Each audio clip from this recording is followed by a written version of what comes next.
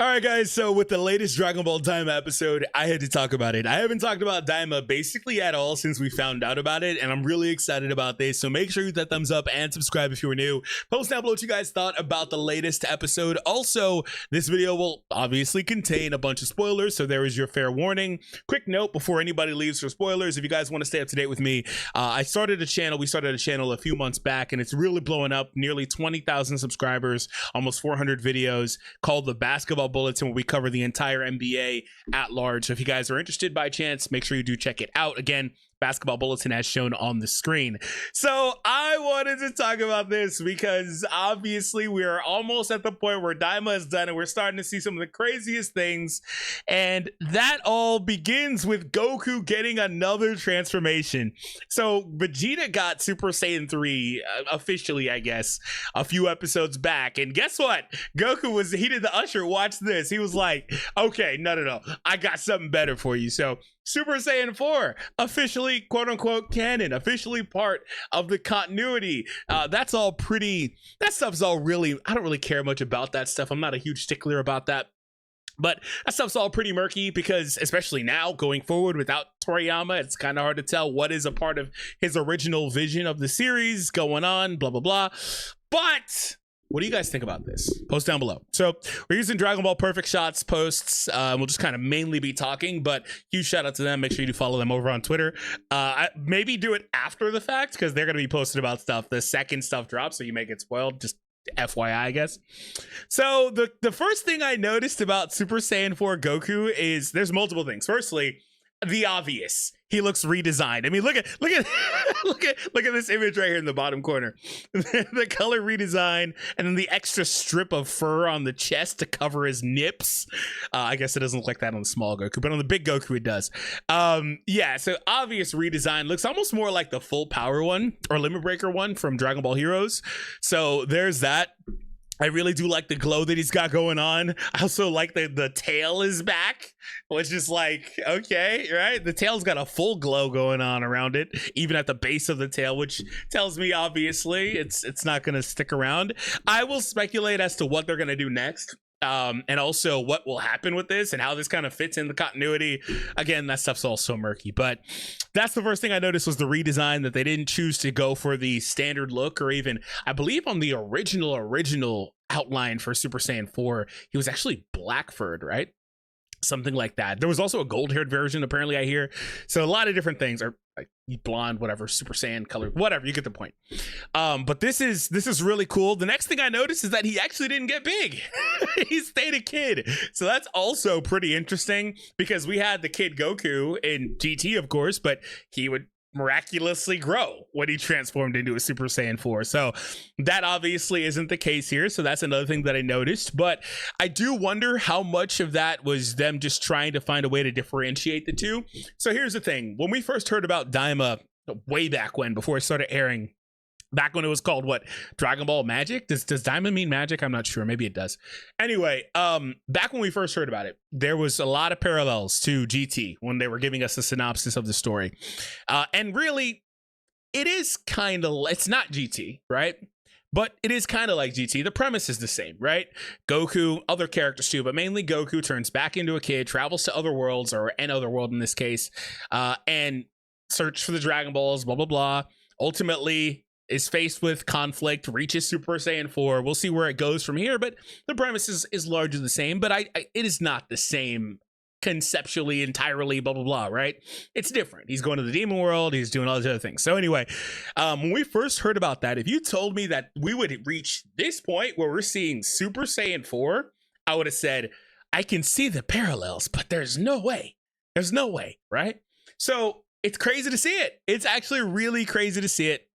And they actually came out with some information last week where they said Dragon Ball Daima, was basically made for people that grew up with Dragon Ball GT and wanted to sit down and watch this show with their kids, because the people like me that grew up with GT, our adults have kids.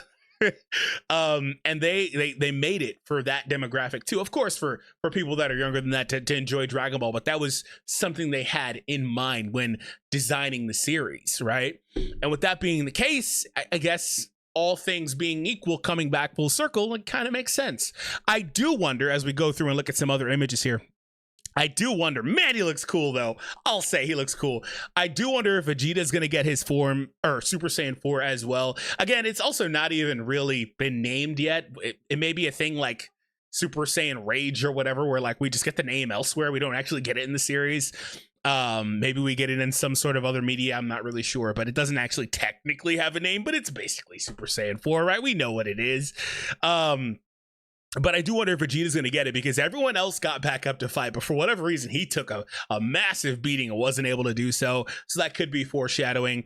And by the way, Neeva is a cheat code. He is like Guru times 10,000, because there is nothing Neeva can't do, man. He even like reprogrammed the Tamagami just to go make him fight against Goma, stuff like that, just casually. I mean, he created him, so it's not the craziest thing, but just this guy he's crazy, man. He's crazy. The way he from the jump was calling the Dragon Balls to him of another world, like Neva's crazy. Neva's crazy. So he unlocks the dormant, quote unquote, primal powers within Goku, basically an ability or a potential unlock, like we saw Guru do something similar way back on Namek. And he pulls this form out of Goku, right? Which makes me wonder if Goku will ever be able to access it again. And the inevitable question is, how are they going to tie this into Super? Because like I've said a couple times, the continuity stuff, it's murky, man, especially if they do stuff like this, because this leads to retcons down the line, like when Goku's talking about Super Saiyan 3 being his strongest form, I believe, against Beerus. You have to consider like, well, but 10 years later we kind of see you have access to something stronger than Super Saiyan 3. I don't know, maybe he's just, I don't know, maybe he's weaker because he's a kid, which is something they've said repeatedly, and maybe Super Saiyan 3 just is as strong. I don't know, right? But ultimately, it leads to weird retcons like that. I think the easiest way to kind of cope with it, if you will, is to just say it's an alternate timeline, alternate reality, because we do know Dragon Ball has those. The funny thing is that's how people have been mostly kind of dealing with GT, some people anyway, up to this point. He looks so good though. He looks awesome. But yeah, I do wonder how this will impact that. And so I personally think that he's not going to be able to access this after he leaves the demon world. This is something specific to the location, maybe his body adapting to being there. They were talking about that initially when they first went there, how the air was different, the gravity was a little different, like things like that. Maybe it's something just being in the demon world has drawn out of him. Maybe it's a Neeva exclusive thing that he just won't be able to access because Neeva won't be around, things like that. But I do think one way or another, they're going to probably leave this here, unless this is huge foreshadowing for something later in Dragon Ball Super that we don't know of yet, that he'll be able to access this again. People have wanted like a two route type thing for Goku, and even like Shallot in Dragon Ball Legends, because I know a lot of my audience is Legends and Dokkan guys, but people have wanted that. But it would be really cool if Goku had access to something like that. But like I was saying, I do wonder if Vegeta's going to get it, and then they'll ultimately wind up fusing if that's where this is going, right? Because even in Super Saiyan 4, he was doing great. He was doing great. Super Saiyan 3 did okay too, but even in Super Saiyan 4, he was doing great, but it still isn't over, all right? The first thing I'd like to say, or next thing I'd like to say, is that I'm kind of conflicted on the forearm thing. Like, it's interesting. You know what the forearms do? They make him look more monkey-esque, which I do appreciate when you consider the context of Sun Wukong and all that stuff. He looks like a freaking monkey right here, which is really cool. I don't know if Super Saiyan 4 had a lot of shots like this in Dragon Ball GT. It's been like 10 years since I've seen it, so GT fans, maybe you can let me know.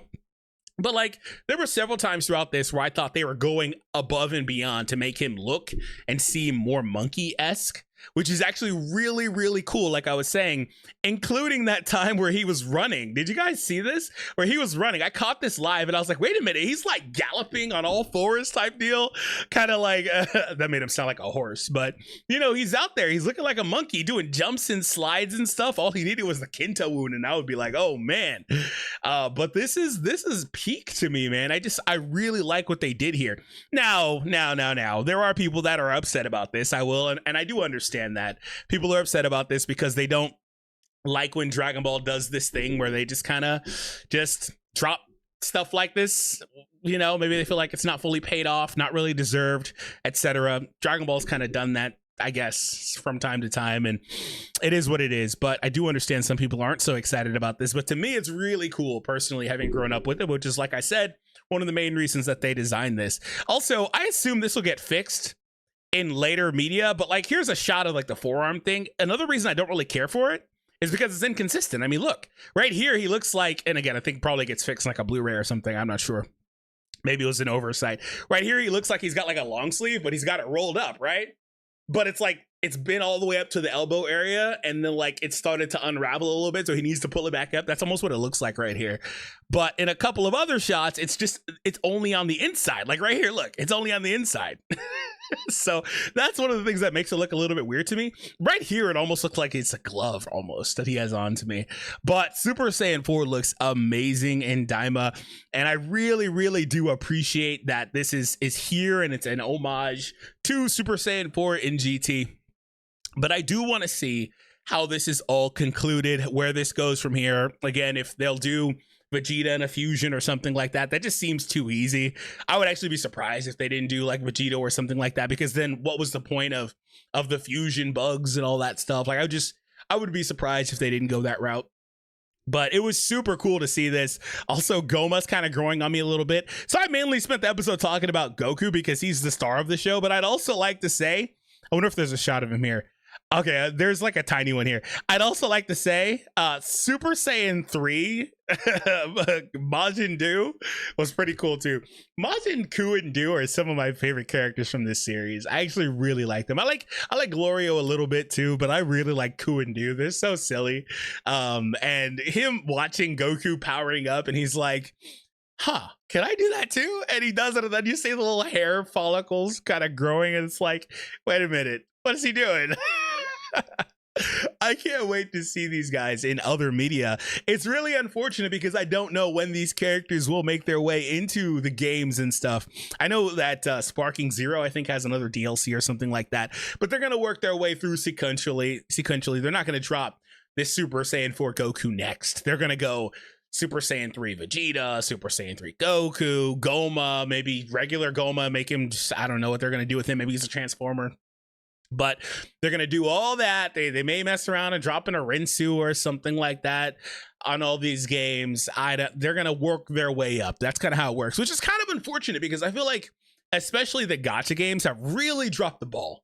Really dropped the ball. The gacha games should be dropping these characters basically a week at worst after they come out. But really, it should be like it was with Super and Dokkan, where these guys are coming out damn near the same day, basically the same day, if I remember correctly. That was what made Dokkan really take off. And if you're Legends, this is your first opportunity, because you didn't get that opportunity with Super. This is your first opportunity to really, really milk it. They kind of started off strong, I guess, kind of, with like 3 Gokus.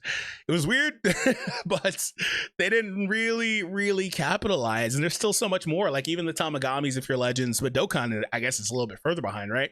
They don't have Tamagamis or anything like that, I don't believe. But all these games are going to have to work their way up. And there has been a lot of conflicts with the way that the Dragon Ball IP is handled, basically for forever. But especially since Toriyama passed, which is really unfortunate. There's a faction that doesn't want the IP to be kind of just, you know, out there on a bunch of stuff like Fortnite anymore, things like that. But then there's a faction that's like, let's do that. Let's milk this for what it's worth, right? Like, and it's weird. And so I do wonder if that type of conflict with the IP on the back end, with all the shareholders, Capsule Corp, all these other entities, has created issues on the back end to where the games struggle to get stuff like this. Because really, I can't see a reason as to why. At least the gacha games, because they're made to do that. At least the gacha games, I can't see a reason as to why they don't have this stuff instantly. But you know, you have it to look forward to down the line, but the hype isn't going to be the exact same it is right now. Because you imagine if this dropped right now in Dokkan, this is an easy top grossing. Not this, but Super Saiyan 4. Shoot, maybe this too. But that's an easy top grossing, right? But it's just weird. Hope you all enjoyed the video. Let me know what you guys think down below. Make sure you do subscribe to the Basketball Bulletin once again if you guys are interested. Thank you so much for your support, and I'll see you guys later.